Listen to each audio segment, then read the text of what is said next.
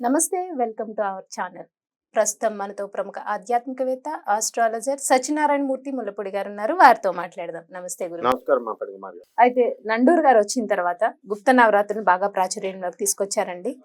వసంత నవరాత్రులు కానీ, లేకపోతే శ్యామలా నవరాత్రులు కానీ, వారాహి నవరాత్రులు కానీ, ఇవి ఇప్పటి వరకు చాలా మందికి తెలియదు. కానీ నండూరు గారి ప్రవచనాల ద్వారా ఇవి చేసుకోండి, ప్రతి ఒక్కళ్ళు చేసుకోవచ్చని ఆయన చెప్తున్నారు. కానీ కొంతమంది దీన్ని ఖండిస్తున్నారు. గుప్త నవరాత్రులు అంటే గుప్తంగా ఉండేవి, అందుకే ఇన్ని రోజులు కూడా బయటికి రాకుండా అలా చేసుకునే వాళ్ళు మాత్రమే చేసుకోవాలి, ప్రతి ఒక్కళ్ళు చేసుకోవడానికి అవకాశం లేదు అని.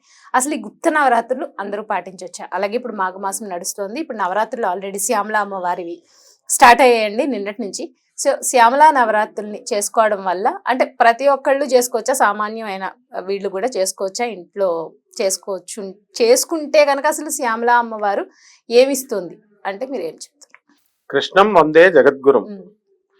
మన నండూరు శ్రీనివాసరావు గారు అభినవ వ్యాసు మహర్షి, సాఫ్ట్వేర్ ఇంజనీర్ అయినా అవునండి, పాప ఆయనకి ₹1 ఏమైనా ఆదాయం ఏమి రాదు దీని ద్వారా. ఏదో వీడియోస్ వ్యూస్ ఇదంతా పక్కన పడేసేయాలి. ఎందుకు చెప్తున్నారు అంటే, గుప్త నవరాత్రుల అభ్యంతరం ఎక్కడొచ్చిందంటే జనాలకి ఈయనకి మధ్య, గుప్త నవరాత్రులు గుప్తంగా ఉండాలి, దాన్ని బహిర్గతం చేయకూడదు, ఏం చేస్తున్నారు అనేది కదా ఎలిగేషన్. ఇప్పుడు వ్యాస మహర్షే గుప్తంగా ఉంచేసాడు అనుకో, మనకు అలాంటివి ఉంటాయని ఏమైనా తెలుస్తాయా? ప్రతిదీ గుప్తమే. అంటే ఎవరో ఒకరు చెప్పాలి కదా, మొత్తం అందరూ చెప్పకూడదు. వ్యాస మహర్షి చెప్పొచ్చు. వ్యాస మహర్షి ఏం చేశాడు? ఇదిగో శ్యామలా నవరాత్రులు ఇక్కడ ఉన్నాయి, వారాహి నవరాత్రులు వీళ్ళున్నారు, దేవి భాగవతంలో చెప్పారు, స్కాంద పురాణంలో చెప్పారు, లింగ పురాణంలో చెప్పారు, ఇలా అనేకమైనటువంటి రేవాఖండాల్లో చెప్పారు. ఇలా అవన్నీ నాకు తెలుసు. అయితే ఎవరు చెప్పకుండా అవన్నీ ఎలా వస్తాయి బయటికి తెలియదు. మళ్ళీ దాన్ని రివ్యూ అంటాం, రివైజ్ చేయాలి. ఎవరు చెప్పాలా? ఇవన్నీ కూడా శాస్త్రాన్ని అధ్యయనం చేసినటువంటి వాళ్ళు, ఉపాసకులు చెప్పాలి. ఎవరున్నారు ఇంకా చెప్పేవాళ్ళు? మన హిందూ ధర్మంలో బోధించేవాళ్ళు పాపం ఈ చాగంటి గారు, గరికపాటి గారు, మరి సామవేదం గారు, వతిపతి గారు, నండూరు గారు, మన సత్యభామ చెల్లాయి, మరి లలిత కుమార్ గారు, ఎవరో హిందూ గురువులు హేతువాద సంఘాల్లాగా ఉన్నా కూడా వాళ్ళు కూడా బోధించారు. ఎవరు చెప్పండి, ఎవరు చెప్తారు? ప్రజలకు ఎలా తెలుస్తుంది? అంటే గుప్తంగా ఉండమని ఎందుకు చెప్తారంటే, అలా అనుకుంటే లలితా సహస్రం కూడా గుప్తమే. అస్య శ్రీ లలిత రహస్య నామ స్తోత్ర మంత్రస్య రహస్యం అని అన్నారు. అంటే ఉపాసన చేసి బిల్డప్లు ఇవ్వకరా నాయన అని చెప్పడం గుప్తం అంటే. అంటే ఫోటోలు, వాట్సాప్లు, తలకాయలు పెట్టడాలు, స్టేటస్లు పెట్టడాలు, పట్టుచీరలు బంధువులు పిల్లడాలు, నగలేయడాలు, ఇలాంటి వద్దు నాయన. అసలు ఏ ఉపాసన అయినా రహస్యమే, గుప్తమే. ఎందువల్లంటే 1:1 రేషియోలో ఉండాలి. దేవుడు మనం పటమో విగ్రహం పెట్టుకుంటాం, మనం ఇక్కడ కూర్చుంటాం, ఇద్దరం కలిసి పూజ చేసుకుంటున్నప్పుడు అతని కాన్సన్ట్రేషన్ ఒక భావోద్వేగానికి వెళ్తాడు. కృష్ణ, నాకు నువ్వు ఆ సంపద ఇచ్చావు, అమ్మనిచ్చావు, తండ్రినిచ్చావు. ప్రకాష్ రాజు ఒక సినిమాలో చెప్తాడు చూడు, ఒక డైనింగ్ టేబుల్ మీద తల్లినిచ్చావు, ఫుడ్నిచ్చావు, డైనింగ్ టేబుల్. ఇవన్నీ నిజమే ఆయన చెప్పింది, ప్రకాష్ రాజు ఓ మంచి దేవుడా అని. అలా అన్ని ఇచ్చినప్పుడు ఆ కృతజ్ఞతలు వచ్చి ఆయన మనస్సు భావం ఉద్వేగ స్థితికి వస్తుంది. That is called as wave length. ఆ వేవ్ లెంత్ పెంచినప్పుడు మధ్యలో ఇచ్చి ఎవరైనా ఇలా డిస్టర్బ్ చేశారనుకో, హ్యాపీ మన ఫ్రీక్వెన్సీ పోతుంది. 350కి తీసుకొచ్చాం, హర్ట్జ్ కి తీసుకొచ్చినప్పుడు అవతల డిస్టర్బ్ చేస్తే టెపీ మీద 200 పడిపోతుంది. అంటే రెండవ సౌండ్ కూడా రాకూడదు.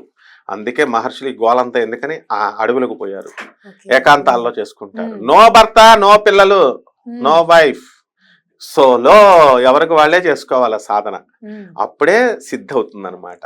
కాబట్టి ముఖ్యంగా ఇక్కడ ఏంటంటే గురువు ఉండాలి ఈ విద్యలకి. గురువు ఎవరు? సాక్షాత్తు ఆ శ్యామలాదేవే గురువు, మాతంగి అమ్మవారే గురువు, కృష్ణుడు జగద్గురువు, ఆదిశంకరులు, వీళ్ళే గురువులు. ఇప్పుడు మనం కాబట్టి వీళ్ళు గుప్తంగా చేశారు అని అంటే రహస్యంగా చేయాలి అని కాదు అర్థం. రహస్యంగా కొంతమందే చేయాలని అర్థం కాదు. ప్రతి మనిషి, ఇప్పుడు కేరళ ఒకటే బాగా ఎడ్యుకేషన్ లో లిటరసీ బాగా ఎక్కువ ఉన్న దేశం ఒకప్పుడు. ఇప్పుడు అందరూ చదువుకున్నారు. బెంగాల్ కొట్టుకుపోయింది, ఆంధ్ర సూపర్ చేసాం, కేరళని తొక్కేసాం.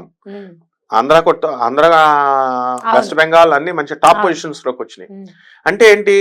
ఒక ఉపాసన చేసినప్పుడు మనం చిన్నప్పుడు 10 మందే 20 మందో చేసేవారు అనుకుందాం.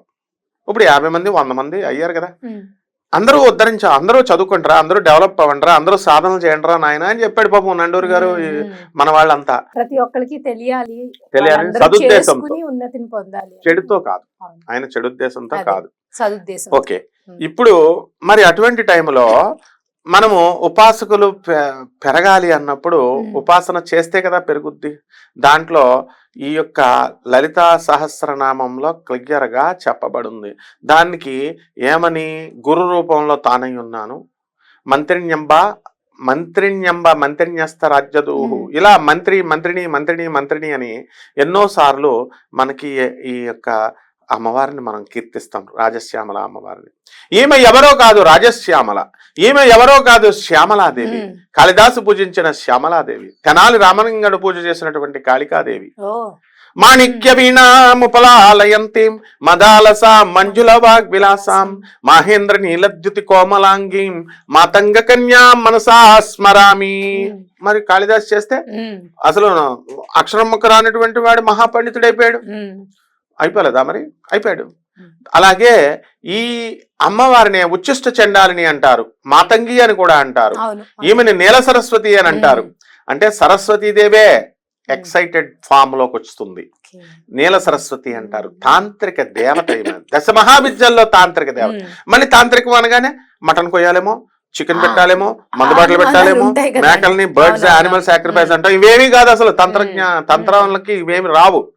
శివుడు చెప్పేశాడు పార్వతీదేవికి మందు బాటలు పెట్టమని చెప్పాడు శివుడు. పంచమకారాలు ఇవేవో చెప్తారు, ఆయన చెప్పిన పంచమకారాలు ఏమిటో మనకు తెలుసు, ఇవి కానే కాదు. కాబట్టి ఇది అజ్ఞానవశులమైనటువంటి మనము జ్ఞానినామపి చేతాంసి దేవి భగవతి సా బలాదకృష్య మహామాయా ప్రయచ్చతి దుర్గే స్మృతా హరతి బీసమశేష జంతో స్వస్థై స్మృతా మతిమతీవ శుభాం దదాసి. కాబట్టి ఈ అజ్ఞానవశముల, ఈ జ్ఞానం అంతా కూడా అజ్ఞానవశమున మనం ఈ మేకలను కోయడం, కోళ్ళను కోయడం ఇలాంటివి చేస్తాం. శివుడు పార్వతికి చెప్పిన పంచమకారాలు వేరన్నమాట. ఇకపోతే రామకృష్ణ పరమహంస మఠం వాళ్ళు రిలీజ్ చేశారు. రామకృష్ణ పరమహంస చేసినటువంటి తంత్ర సాధన, రామకృష్ణ పరమహంస మూవీ అని కొడితే వచ్చేస్తుంది. అందులో భైరవి మాత వచ్చి ఈయనకి రామకృష్ణ పరమహంస చేత తాంత్రిక సాధన చేయిస్తుంది. ఎక్కడ కోళ్ళని మేకల్ని ఏం కోయలేదు, లోన మెడిటేషన్ ప్రాసెస్ అంతే. మరి వీళ్ళ మేకల్ని కోళ్ళని కోసినా కొయ్యకపోయినా తంత్ర సాధన చేయించినా ఏం చేయించినా ఆ ఫలితాన్ని ఇప్పించగలిగేటటువంటి వాడు గురువు ఉండాలి.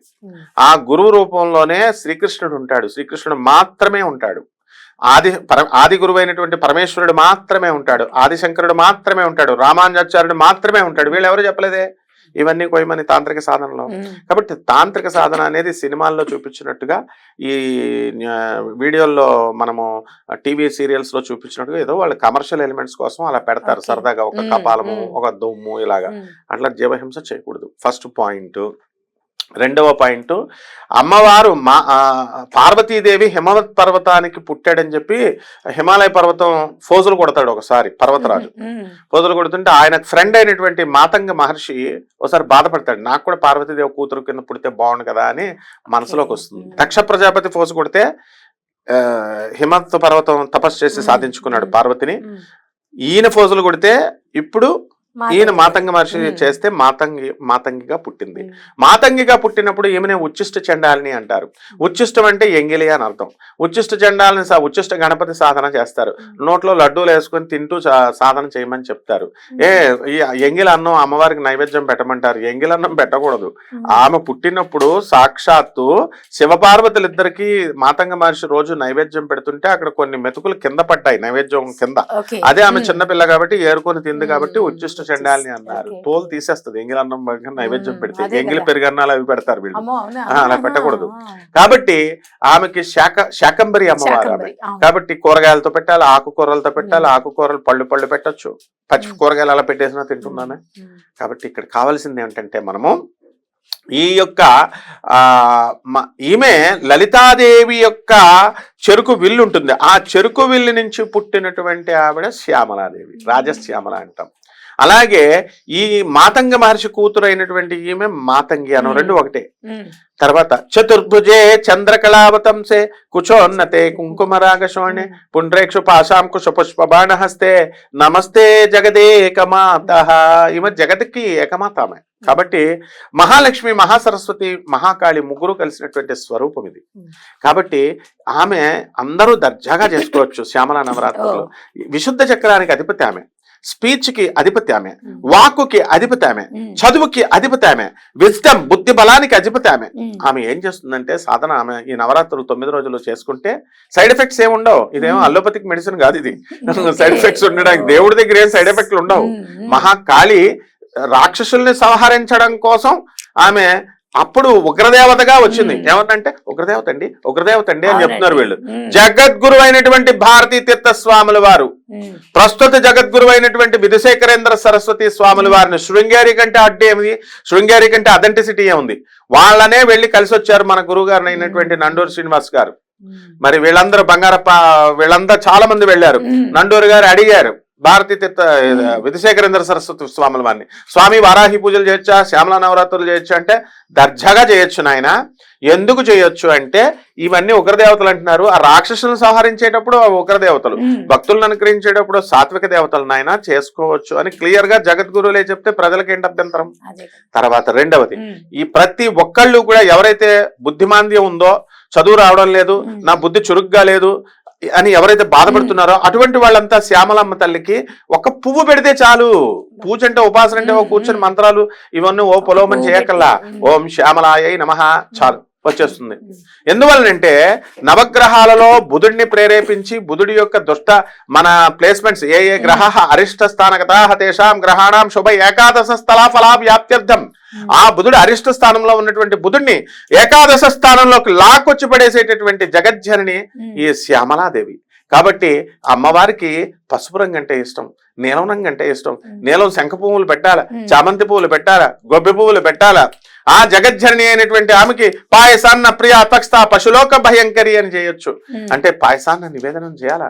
మరి ఇక్కడ శ్యామలా అమ్మవారి అష్టోత్తరాలు చదవచ్చు, శ్యామలా అమ్మవారి సహస్రనామాలు చదవచ్చు. జై జనని సుధా సముద్రాంత హర్జన్మని ద్వీప సంరూఢ బిల్వాటవీ మధ్య కల్పద్రుమ కల్పకాదంబక